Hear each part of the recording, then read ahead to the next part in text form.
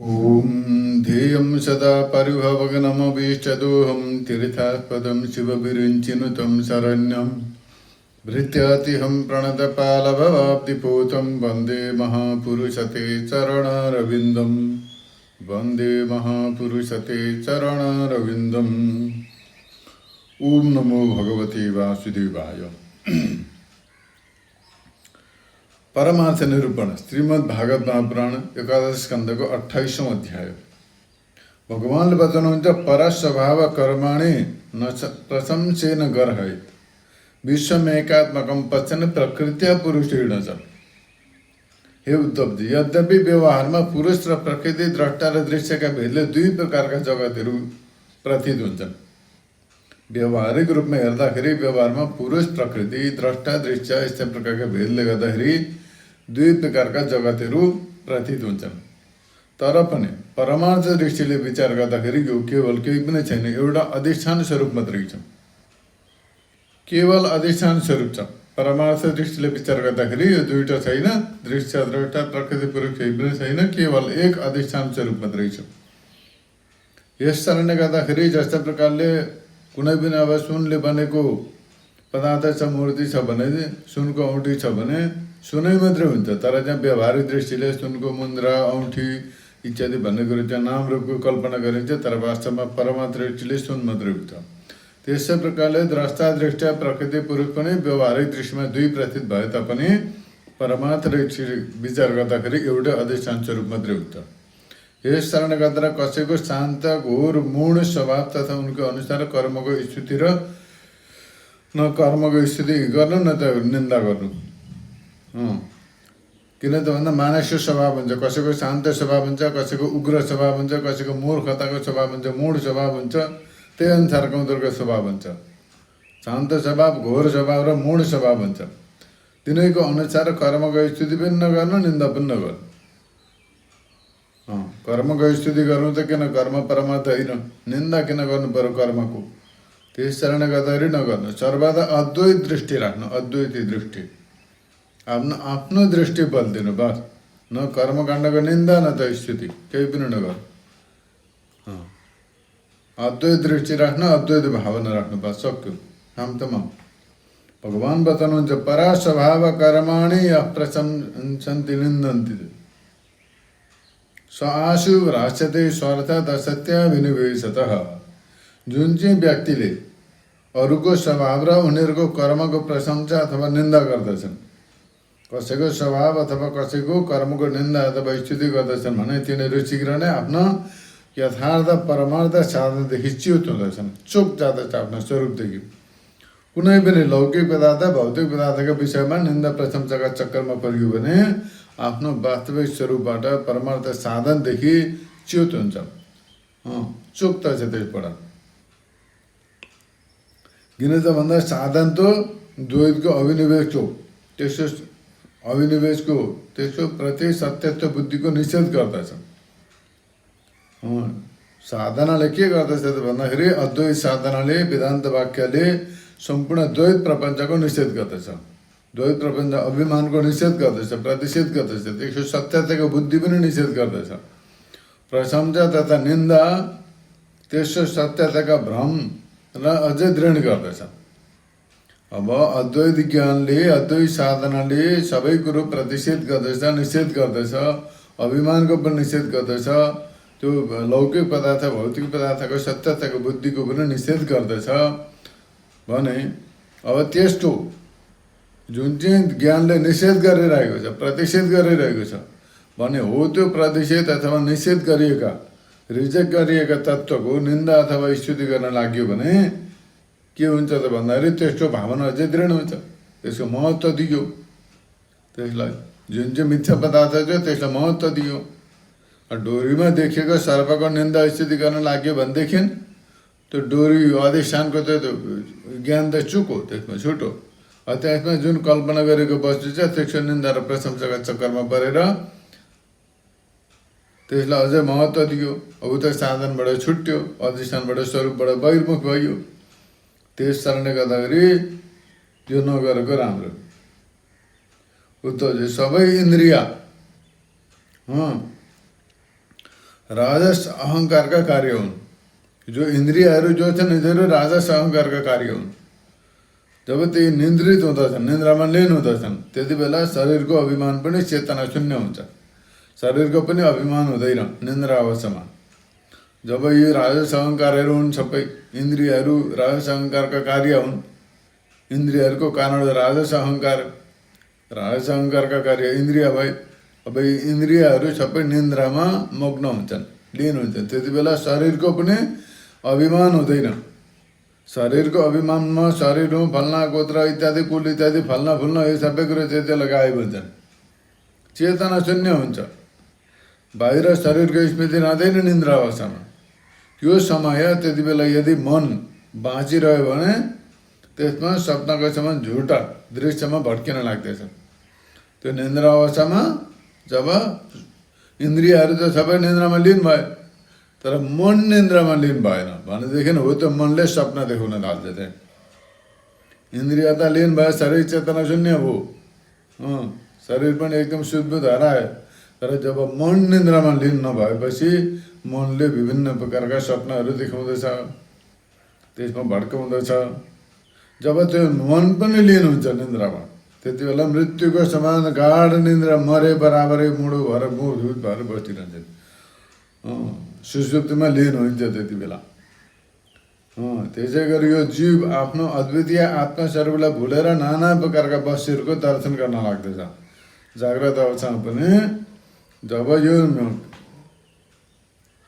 जीवले आफ्नो स्वरूपबाट बाहिर हटेर नाना प्रकारका स्वरूपहरूको इत्यादिको नाम रूपका चक्करमा पर्दैछ, त्यति बेला त्यो सपनाको समान झुटा दृश्यमा फस्दछ अथवा मृत्युको समान अज्ञानमा लीन हुँदछ। अज्ञानमा हो यो।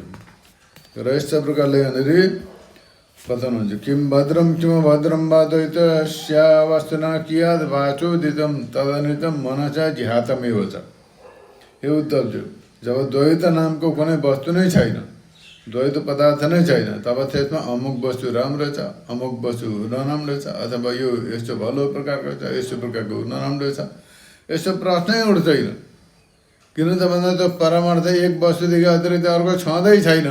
त्यो राम्रो र नराम्रो हुन्छ, सबै कल्पना मात्रै हुन् वास्तवमा। राम्रो एक परमार्थ वस्तु, एक परमात्मादेखि अतिरिक्त अर्को वस्तु नै छैन, पदार्थै छैन, केही छैन भनेदेखि के राम्रो के नराम्रो केही पनि छैन। त्यस कारणले गर्दा यो द्वैतको भावना मात्रै हो। यो सबै यो राम्रो यो नराम्रो, यो उत्तम यो अनुत्तम, यस्तो प्रकारको यस्ता सबै वस्तुहरू वाणीद्वारा बताएका वाणीका विकार मात्रै हुन्, अथवा मनले सोचेका कल्पना गरेका वस्तुमा गरेका मात्रै हुनाले गर्दा दृश्य हुन्। अनित्य हुनुको कारणले गर्दा यिनीहरू सबै मिथ्या हुन्। मिथ्यात्वलाई स्पष्ट गर्दछन् यिनीहरूले। सबै वचनको कल्पना मात्रै हो नि त। नाम त अब यो चाहिँ यसको नाम, यो चाहिँ उसको नाम, त्यो वचनको कल्पना मात्रै हो नाम। यसो मनले सोचेको इत्यादि कल्पना गरेका विषय मात्रै हुन्। वाणीको विकार मात्रै हो संसार। वाचारण रमण विकारो नामधेयम। त्यस कारण गरेर मिथ्या स्पष्ट छ। माटामा के हो, घोडाको नाम राख्यो भने त्यो मनको कल्पना हो। त्यो घोडा के हो, मनको कल्पना। त्यस्तै प्रकारले त घोडा नाम पनि के हो त भन्दा वाणीको विकार मात्रै हो। नत्र त्यो घोडामा नामको वस्तु त्यहाँ छँदै छैन। घोडा नामको पदार्थ त्यहाँ छँदै छैन, केवल माटो मात्रै छ त्यहाँ। माटादेखि अतिरिक्त केही पनि छैन त्यहाँ। तर त्यहाँ घोडाको नामको पनि कल्पना गरियो, रूपको पनि कल्पना गरियो।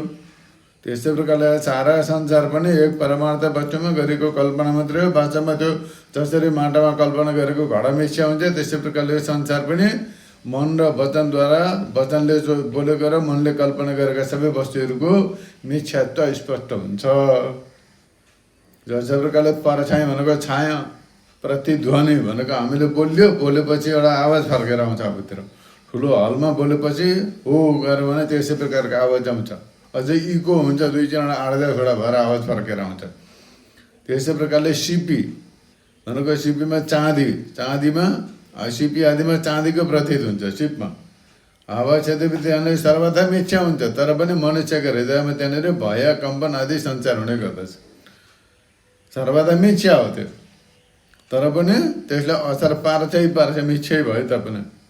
अब छाया छ, छायाले मनुष्यलाई प्रभावित पार्छ। अब कहीँ एक्लै बसेको छ, अगाडि कसैको छाया देख्यो भने, हल्लिएको देख्यो भने सातो पुत्लो जान्छ देख्यो चाहिँ। त्यसै प्रकारले अब आफूले करायो उता कहीँबाट आवाज आयो भने को बोल्दैछ भने त्यसले पनि असर पार्दैछ। त्यसै प्रकारले अब सिपी छ, चाँदी देखाउने त चाँदी पो रहेछ भनेर उठाउनु खोज्छ त्यहाँ। प्रत्यक्ष भयो त्यहाँ, हुन त मिच्छा हुन्थ्यो तर तिनटै छँदै छैनन्। तर असर पाऱ्यो कि पारेन, झन् असर पर्यो, त्यसलाई डरायो पनि भयभीत भए पनि। त्यस कारणले गर्दाखेरि मिच्छै भए तापनि मनुष्यका हृदयमा भय उत्पन्न हुन्छ, कम्पन आदि सञ्चार हुँदछ। त्यस्तै प्रकारले देहादि सबै पदार्थहरू छन् त्यो सर्वदा मिथ्या हुन्। देह इन्द्रिय आदि सबै पदार्थहरू भए त मिथ्या हुन्, तर पनि जहिलेसम्म ज्ञानद्वारा यिनीहरूको असत्यताको बोध हुँदैन तहिलेसम्म यो आत्यन्तिक निवृत्ति पनि हुँदैन। जहिलेसम्म यिनीहरूको तत्त्वज्ञानद्वारा आत्मैवतम् विश्वं सिज्यते सिज्यति प्रभु त्रायते त्राति विश्वात्मा हरियते हरति ईश्वरः। यहाँ भगवान बताउनुहुन्छ एवं देहादयो भाव यच्छञ्चामृत मृत्युतो भयम। भगवान बताउनुहुन्छ भनेर त्यस्तै प्रकारले देहादि पदार्थहरू पनि सबै सर्वथा मिथ्या हुन्, तर पनि जहिलेसम्म ज्ञानद्वारा यिनको असत्यताको बोध हुँदैन तहिलेसम्म आत्यन्तिक निवृत्ति पनि हुँदैन। अज्ञानीहरूलाई भयभीत गरिरहन्छ। जस्तो प्रकारले स्वप्नले भयभीत हुन्छ, छायाद्वारा भयभीत हुन्छ, प्रतिध्वनिद्वारा भयभीत हुन्छ। त्यसै प्रकारले यो देहादि सबै पदार्थहरू मिथ्या अत्यन्तै मिथ्या भए तापनि असत्यताको बोध, सत्य र असत्यताको बोध हुँदैन ज्ञानद्वारा। जहिलेसम्म ज्ञानद्वारा परमार्थ सत्यको बोध हुँदैन र यिनीहरूको असत्यताको बोध हुँदैन तहिलेसम्म यिनीहरूको भय पनि निवृत्ति हुँदैन। यिनीहरूको निवृत्ति हुँदैन तहिलेसम्म यिनीहरूको अज्ञानीहरूलाई यिनीहरूले भयभीत गरिरहन्छन्, त्रास उत्पन्न गरिरहन्छन्। हे उद्धवजी, जुन चाहिँ वस्तु प्रत्यक्ष वा परोक्ष छ, जुन वस्तु प्रत्यक्ष वा परोक्ष वस्तु छ त्यो आत्मा नै हो, सर्वशक्तिमान पनि हो, छ आत्मा नै हो, त्यो सर्वशक्तिमान छ आत्मा। जेको जे जति पनि विश्व सृष्टि प्रतीत भइरहेको छ यसको निमित्त कारण पनि त्यही हो, उपादान कारण पनि त्यही हो। निमित्त कारण पनि आत्मा हो, उपादान कारण पनि आत्मा नै हो। अभिन्न निमित्त उपादान कारण अर्थात् त्यो विश्व बनिन्छ र त्यही बनाउँदछ पनि। त्यही परमात्मा स्वयं विश्व पनि बनिन्छ, त्यही बनाउँदछ पनि, अभिन्न निमित्त उपादान कारण। त्यस कारणले गर्दाखेरि मायाका कारणले गर्दाखेरि के हो त भन्दाखेरि परिणाम हो, मायाको परिणाम हो, ब्रह्मको विवर्त्य, परमात्माको विवर्त्य हो। त्यस कारणले गर्दाखेरि जसरी डोरीमा रज्जुमा सर्प देखियो,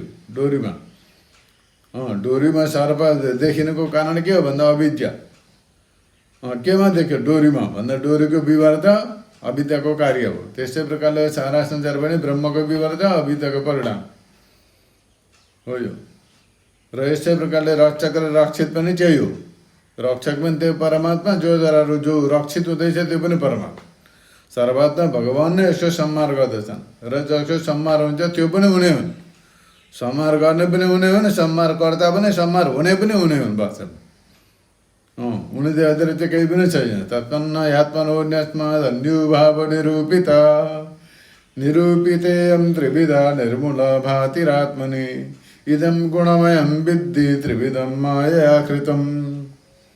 र जे जो जति विश्वासी भइरहेको छ त्यो सबै निमित्त कारण उपादान कारण उनै हुन्।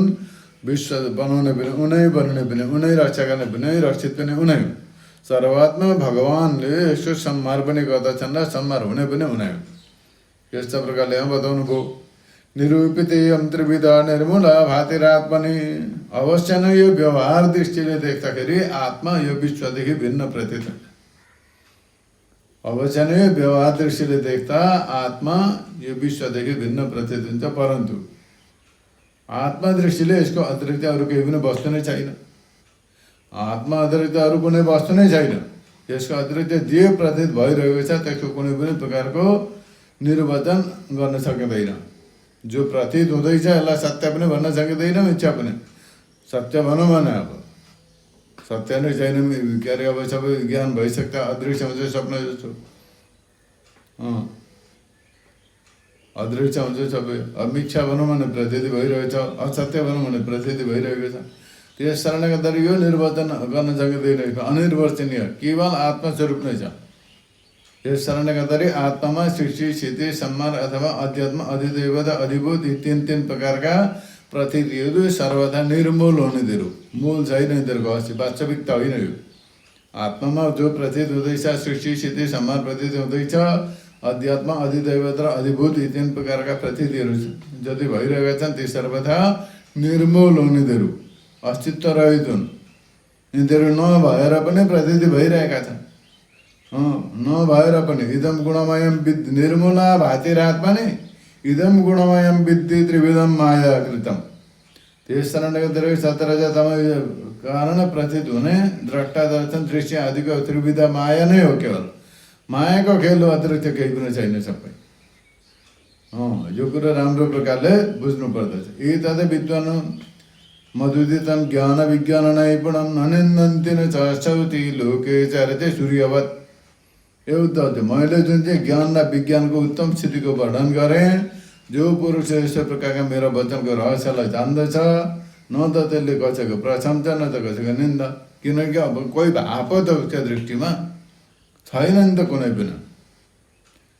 पनि छैन। लौकिक व्यवहार निभाउँछन्, समर्थ गर्छन् त्यो जानेका ज्ञानीहरूले पनि, रिसाउँछन् पनि, सबै कुरो गर्दछन्। तर उनीहरूको दृष्टिमा जो छ कुनै पनि केही पनि हुँदैन। र उनीहरूको परमात्मा दृष्टिले विचार गर्दा न कसैको निन्दा गर्दछ न त स्थिति, किनकि केही छँदै छैन। त्यो जगतमा सूर्यको समान समभावले विचरण गर्दछ। जस्तै प्रकारले सूर्यलाई केही पनि हुँदैन, समभावले सबैतिर लाग्दैछन्, विचरण गर्दछन्। त्यस्तै प्रकारले ज्ञानी पुरुष पनि समभावले विचरण गर्दछन्। प्रत्यक्ष अनुमान शास्त्र र आत्मानुभूति आदि सबै प्रमाणहरूद्वारा यो कुरो सिद्ध हुन्छ कि यो जगत उत्पत्ति विनाशील हुनका कारणले गर्दाखेरि अनित्य छ, असत्य छ। यो वचनलाई जानेर जगतमा असङ्ग भावले विचरण गर्नुपर्दछ। जगत असत्य छ, अनित्य छ, त्यस कारणले गर्दाखेरि समभावले विचरण गर्नु। उद्धवजीले सोध्नुभयो, हे भगवान, आत्मा छ त द्रष्टा र देह छ दृश्य। उद्धवजीले सोधे, आत्मा द्रष्टा हो, देह दृश्य हो। आत्मा स्वयं प्रकाश हो र देह जड हो। यस स्थितिमा जन्म मृत्युरूप संसार न त शरीरको हुन सक्दछ न त आत्माको हुन सक्दछ, परन्तु यसको हुन उपलब्धि भइरहेको छ।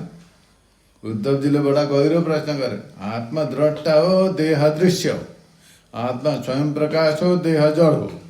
अब यस स्थितिमा जन्म मृत्युरूप संसार त शरीरको हुन सक्छ न त आत्माको, परन्तु यसको त हुन पनि भइरहेको छ। जन्म मृत्यु भएको उपलब्धि भइरहेको छ, प्रतीति भइरहेको छ। तब यो हुन्छ कसरी हो? कसरी हुन्छ यो जन्म मृत्यु? आत्मा त अविनाशी हो। प्रकृति अप्रकृति सबै गुण देखिरहेछ, निर्गुण छ, शुद्ध स्वयं प्रकाश छ आत्मा। सबै प्रकारका आवरण देखिरहेछ आत्मा। तब शरीर विनाशी छ, सगुण छ, अशुद्ध प्रकाश छ, आवृत्त छ। आत्मा अग्निको समान प्रकाशमान छ। शरीर त काठको समान अचेतन छ। फेरि जन्म मृत्यु रूपी संसार कसरी भयो? जन्म मृत्यु रूपी यो जुन चाहिँ संसार छ यो कसरी भयो, कसरी सम्भव छैन?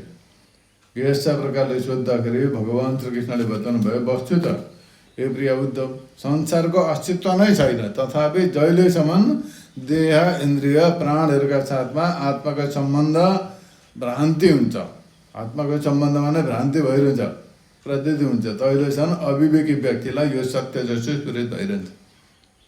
भगवान्ले बताउनु भयो, यावद् देहेन्द्रिया प्राणैरात्मना सन्निकर्षणं संसार फलवं तावदपार्थो प्यविवेकिनः।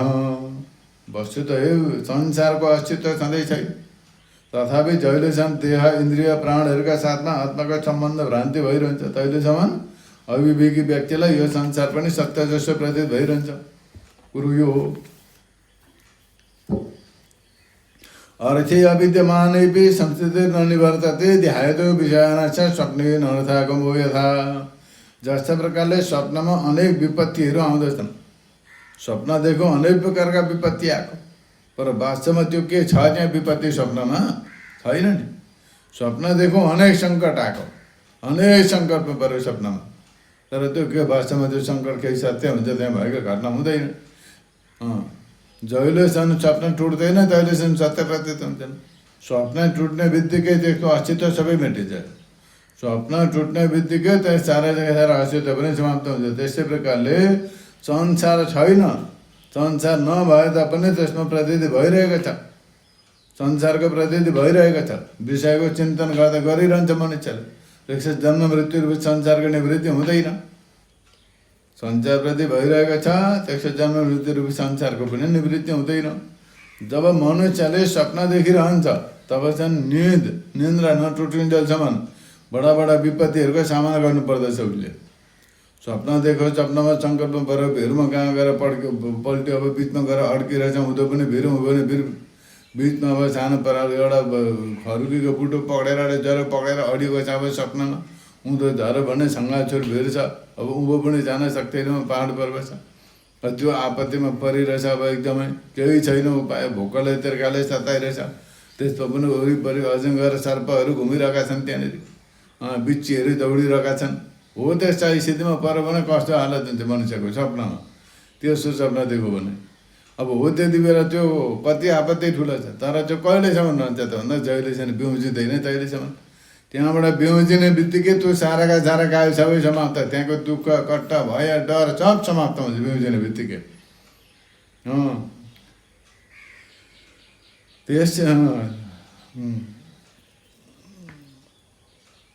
सबै त्यो सपनाको विपत्तिहरू त्यहाँनिर रहँदैनन्। न त त्यो सपनाको विपत्ति रहन्छ, न यसको कारण त्यो मोह नै रहन्छ, भय पनि रहँदैन, केही पनि रहँदैन।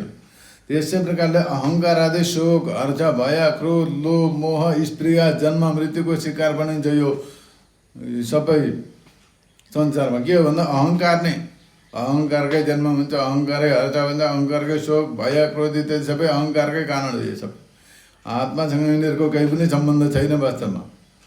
आत्मासँग यिनीहरूको केही पनि सम्बन्ध छैन, सबै अहङ्कारकै कारणले गर्दा। यथा या प्रतिबुद्धश्च प्रस्वापो भुवनाथवृत् स एव प्रतिबुद्धश्च न वै मोहाय कल्पते। शोक हर्ष भय क्रोध लोभ मोह प्रियादय अहङ्कार च दृश्यन्ते जन्म मृत्यु सनात्मना। भगवान्ले बताउनु सबै अहङ्कारको हो, जन्म मृत्यु हर्ष शोक भय इत्यादि सबै सबै सबै अहङ्कारको हो। अहङ्कारका कारणले गर्दा प्रतीति भएको, वास्तवमा आत्माको यिनीहरूसँग केही सम्बन्ध छैन। हे उद्धव, देह इन्द्रिय प्राण र मनमा स्थित आत्मा नै जब तिनीहरूको अभिमान गरेर बढ्दैछ त्यति बेला आफ्नो स्वरूप मान्दैछ। जीवात्माले देह इन्द्रिय प्राण र मनमा स्थित आत्मालाई त्यस्तै प्रकारले उनीहरूप्रति अभिमान गर्दछ। देह इन्द्रिय प्राणप्रति आफ्नो मानेर बस्छ, तिनीहरूलाई आफ्नो स्वरूप मान्दैछ। आफ्नो स्वरूप मानेपछि त्यहाँ समस्या हुन्छ, त्यसको नाम जीव हुँदछ। जीव कसरी भयो भन्दाखेरि देहेन्द्रिय प्राण मनो विमानो जीवोन्तरात्मा गुणकर्म मूर्ति सूत्रम महानित्यरुदेय गीत संचार धावा आधावति कालतन्त्र। देह इन्द्रिय प्राण र मनमा स्थित आत्मा नै तिनीहरूप्रति अभिमान गर्दाखेरि त्यसको संज्ञा हुन्छ जीव, जीव संज्ञा हुन्छ। त्यसलाई स्वरूप मानेर तिनीहरूप्रति अभिमान गर्दा जीव हुन्छ। त्यो सूक्ष्म आत्माको मूर्ति हो, गुण र कर्मद्वारा बनिएको लिङ्ग शरीर। त्यो सूक्ष्म आत्माको मूर्ति के हो त भन्दा यो गुण र कर्महरूद्वारा बनिएको लिङ्ग शरीर भने सूक्ष्म शरीर। त्यसैलाई कहीँ सूत्रात्मा पनि भनिन्छ, सूत्रात्मा पनि भनिन्छ त्यही लिङ्ग शरीरलाई। र कहीँनिर त्यसलाई महत्त्व पनि भनिन्छ, कतै कतै त्यसलाई सूत्रात्मा कतै कतै महत्त्व पनि भनिन्छ। त्यसका अरू पनि बहुत सारा नामहरू छन्। त्यही कालरूपी परमेश्वरको अधीन भएर जन्म मृत्यु संसारमा यताउता भड्किरहन्छ। त्यही हो वास्तवमा मन बाणी प्राण शरीर अहङ्कारकै कार्यहरू यिनीहरू सबै। वास्तवमा मन पनि अहङ्कारको कार्य हो, बाणी पनि अहङ्कारको कार्य हो, प्राण पनि शरीर र अहङ्कार पनि सबै अहङ्कारका कार्य हुन्। यो त वास्तवमा निर्मूल, परन्तु देवता मनुष्य आदि अनेक रूपमा यसको प्रतीति हुने गर्दछ। अनेक रूपमा यो अहङ्कार वास्तवमा निर्मल छ, तर यही अहङ्कार, परन्तु यो अहङ्कार मनुष्य देवता पशु पक्षी आदि अनेक प्रकारका रूपमा प्रतीत हुन्छ। यो मननशील पुरुषहरूले उपासनाको स्थानमा मननशील पुरुषहरूले उपासनाको आश्रय लिएर देखा सिँढीमा चढेर ज्ञानका तलवारले अत्यन्त तीखो बनाएको त्यो तलवारले यसलाई नष्ट गर्दछन्। त्यसद्वारा देहाभिमानको अहङ्कारलाई मूलच्छेद गरिदिन्छन्, माने समूल नष्ट गरिदिन्छन्। र पृथ्वीमा निर्द्वन्द भएर विचरण गर्दछन् उनीहरू। त्यसमा कुनै प्रकारको आशा तृष्णा केही पनि रहँदैन। भगवान्ले बताउनुहुन्छ यस प्रकारले। आत्मा र अनात्माको स्वरूपलाई पृथक पृथक राम्रो प्रकारले जानेपछि ज्ञान हुन्छ। भगवान बताउनुहुन्छ ज्ञान के हो त? ज्ञानम विवेको निगम तपसा प्रत्यक्तमैति यमथानुमानम अद्यन्तयोरश्च यदेव केवलम कालच हेतुश्च तदेव मध्ये। भगवान बताउनुहुन्छ यहाँनिर आत्मा र अनात्माको स्वरूपलाई पृथक पृथक भलिभाँति राम्रो प्रकारले जान्नु नै ज्ञान हो। किन त भन्दा विवेक हुने बित्तिकै द्वैतको अस्तित्व मेटिन्छ। त्यसको साधन हो तपस्याद्वारा हृदयलाई शुद्ध गर्नुपर्दछ। पहिले वेदादि शास्त्रहरूको श्रवण गर्नु पर्दछ। यहाँ भगवानले बताउनु भयो आत्मा र अनात्माको स्वरूपलाई पृथक पृथक भिन्न भिन्न रूपले यथावत रूपले स्पष्ट रूपले जान्नु नै ज्ञान हो। आत्मा र अनात्मालाई पृथक पृथक रूपले स्पष्ट रूपले जान्नु नै ज्ञान हो। किन त भन्दा विवेक हुने बित्तिकै ज्ञान हुने बित्तिकै द्वैतको अस्तित्व पनि नष्ट हुन्छ, द्वैत समाप्त हुन्छ। यस्तो यो ज्ञानको साधन के हो भन्दाखेरि तपस्याद्वारा हृदयलाई शुद्ध गरेर वेदादि शास्त्रको श्रवण, वेदान्तको श्रवण, तपस्या आदिद्वारा साधनाद्वारा योग प्राणायाम तपस्या जप तप इत्यादि सबैद्वारा हृदयलाई शुद्ध गर्नु पर्यो। पहिले हृदय शुद्ध भएपछि त्यो शुद्ध हृदयद्वारा वेदान्तको श्रवण गरेपछि त्यो तत्त्वको ज्ञान हुन्छ। आत्मा र अनात्माको स्वरूपलाई पृथक पृथक रूपले जान्नु नै समझ्नु नै ज्ञान हो। त्यो ज्ञान हुने बित्तिकै द्वैतको सम्म मेटिन्छ। त्यहाँदेखि त्यो तपस्याद्वारा हृदयलाई शुद्ध भएपछि वेदान्तको श्रवण गर्नुपर्दछ। वेदान्तको श्रवण गरेपछि ज्ञान हुन्छ। यो अतिरिक्त श्रवणकुल युक्ति महापुरुषहरूको उपदेश र दुवैदेखि अविरुद्ध सहानुभूति पनि प्रमाण मानिन्छ ज्ञानका लागि। वेदान्तको श्रवण त्यो ज्ञानको मूल साधन हुँदै हो। त्यसका साथमा जो अब त्यसलाई अनुभूति गरेका योग्य श्रेष्ठ महापुरुषहरू हुन्छन् जो सन्त महात्मा, उनीहरूको तर्कानुकूल श्रवण अनुकूल युक्ति महापुरुषहरूको उपदेश त्यस्तै प्रकारले यी वेद वेदान्त इत्यादि अविरुद्ध प्रमाण सहानुभूति यिनीहरू पनि यिनीहरूको प्रति प्रमाण छन्। सबैको सार यही निक्लिन्छ कि संसारको आदिमा जो थियो त्यही अन्तिममा पनि रहन्छ। सबै उपदेशको सार के निस्किन्छ भन्दा जो संसारका आदिमा जो थियो त्यही अन्तिममा पनि रहन्छ र जो आदिमा थियो जो अन्तिममा रहन्छ त्यही बिचमा मूल कारण पनि त्यही हो, प्रकाशक पनि त्यही हो। बिचमा जो आदिमा थियो जो अन्तिममा त्यही रहन्छ, जो आदिमा थियो जो अन्तिममा रहन्छ, जो आदि र अन्त्यमा छ त्यही बिचमा पनि छ, मध्यमा पनि छ। त्यस कारणले गर्दाखेरि यो सबैको मूल प्रकाशक परमात्मा हो। त्यही अद्वितीय उपाधि शून्य परमात्मा बिचमा पनि छ। त्योदेखि अतिरिक्त कुनै वस्तु नै छैन वास्तवमा। आद्यन्तयोरस्ति यदेव केवलं कालच हेतुश्च तदेव मध्ये। यदा हिरण्यं सकृतं पुरश्चा पश्चात् सर्वच हिरण्मयश्च तदेव मध्ये व्यवहार्यमाणं नानापदेशैरामचर्य तद्वत्। यो तत्त्व सुनमा जस्ता प्रकारले सुनमा कङ्गन भनेको बाई, सुनको बाई बनाउँछन्, कुण्डल आदि बनाउँछन्, अनेक प्रकारका आभूषणहरू बनिन्छन् सुनबाट। परन्तु त्यो गहना जब बनेका थिएनन् त्यति बेला पनि सुनै थिए। त्यो सुनको बाई इत्यादि सबै रुरी बुलाकी के इत्यादि सबै बनाउँछन्। त्यो सबै बनाउनुभन्दा पहिले के थियो त भन्दाखेरि सुनै थियो। अन्तिममा गएर पनि चाहिँ सुन रहन्छ। सुनभन्दा भिन्न त थिएन, त्यो रहँदैन। अन्तिममा नि सुनै रहन्छ। त्यो पहिले पनि सुनाइदियो, अन्तिममा नि सुनाइदियो, बिचमा के छ त्यो? त्यो बाई बनाउनुभन्दा पहिला पनि सुनै थियो, आकृति काट्नुभन्दा पहिला, त्यो डिजाइन बनाउनुभन्दा पहिला। डिजाइन बिग्रिँदा नै सुनाइन्छ। त्यो बिचमा त्यो डिजाइन कालमा के छ भने त्यसले नि सुनाइन्छ, सुनभन्दा भिन्न त छैन। ठिक त्यस्तै प्रकारले जगतको आदि पनि परमात्मा स्वरूप, अन्त्यमा नि परमात्मा शेष रहन्छ भने बिचमा के छ भन्दाखेरि बिचमा मै हुँ, परमात्मा स्वरूपै छ। भगवान बताउनुहुन्छ वास्तवमै म सत्य सत्वम। यो बुद्ध मनको तीन अवस्था हुने गर्दछन्, जागृत स्वप्न र सुषुप्ति मनका अवस्था हुन्। मनका तीनवटा अवस्था हुने गर्दछन्। मनका तीनवटा अवस्था हुने गर्दछन्, जागृत स्वप्न यी अवस्थाहरूको कारण तीनवटा गुण छन्। 17 रजतम 3नवटा गुण छन्। जगतका तीनवटा भेद छन्। फेरि अध्यात्म इन्द्रिय अधिभूत पृथ्वी आदि भौतिक पदार्थ र अधिदैव भनेको कर्ता। संसारका पनि तीनवटा स्वरूप छन्। जगतका तीनवटा भेद छन्। जगतमा अध्यात्म भनेको इन्द्रियहरू, यहाँ अध्यात्म शब्दले इन्द्रिय समुदाय। अधिभूत भनेको पृथ्वी जल तेज वायु इत्यादि अधिभूत। अधिदैव भनेको कर्ता इन्द्रको आदि साध्यता। यो सबै प्रकारका त्रिविधता जसको सत्ताका कारणले गर्दाखेरि सत्यका समान प्रतीत भइरहेका छन् र समाधि आदिमा त्यो त्रिविधता नरहेपछि यसको सत्ता पनि शेष रहन्छ।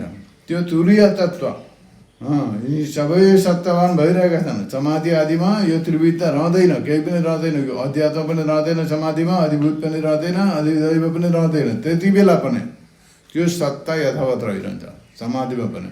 यो सत्ता परमार्थ सत्ता शेष रहन्छ। जो तुरीय तत्त्व तिनीदेखि पर अनुगत 14 ब्रह्म तत्त्व नै सत्य हो। त्यही सत्य, अरू सत्य होइन। भगवान् बताउनुहुन्छ यहाँनिर।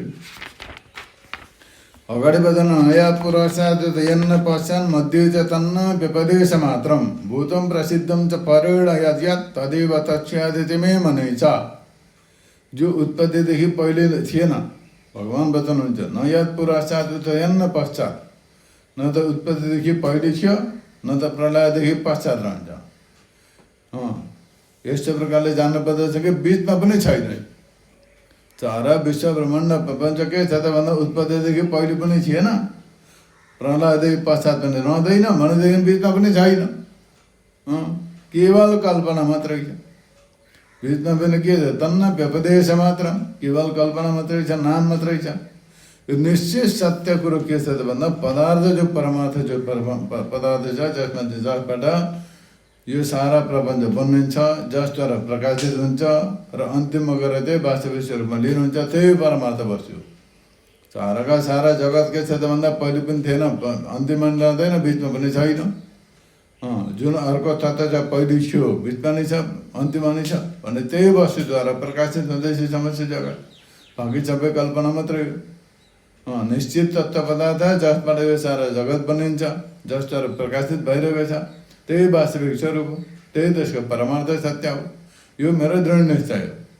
यो विकारमय राजा सृष्टि जो छ यो त नभए तापनि देखिरहेको छ।